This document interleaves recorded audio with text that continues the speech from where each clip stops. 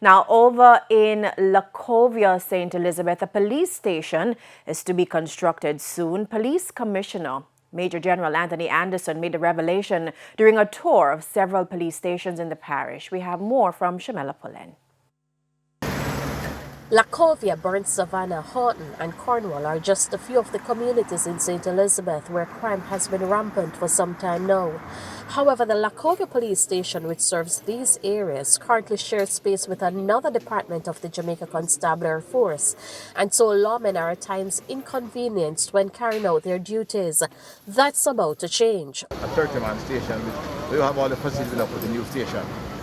We've got the reception area, private interview rooms, and community facilities, all of the pride to make the station friendly to the community and also efficient for the police to operate from. Alright? So you'll be putting places so for prisoners and things like that, sir? You'll have a couple of lockups there. Right? And how much money will be that? We're spending about between $175 and $200 million. He says construction is expected to start this year. When police officers have a comfortable place to work from, they tend to put out more. And I am sure that more personnel will be sent to the division to outfit that station.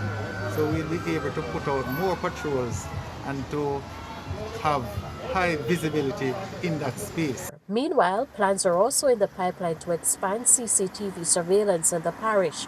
Already cameras have been installed in Black River and Santa Cruz. This camera system is part of the overall modernization of the force, increasing its capability to deal with all of the matters of policing that face us.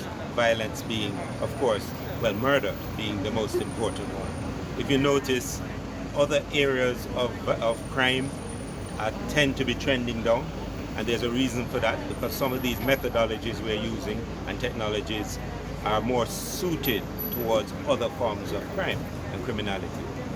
The police commissioner also says recruitment is a priority. He notes that at the end of the last financial year, an additional 1,200 police officers were brought in the force. What that means is we see a problem in Westmoreland.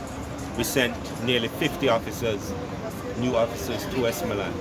If you don't have them, you can't send them. And so it's important that we continue that process of building out the size of the JCF. That's the highest number of officers that have been recruited in a single year this year. We were ready to go 2 years ago. COVID slowed us down. We're back on track. Shamela Pullen, TVJ News.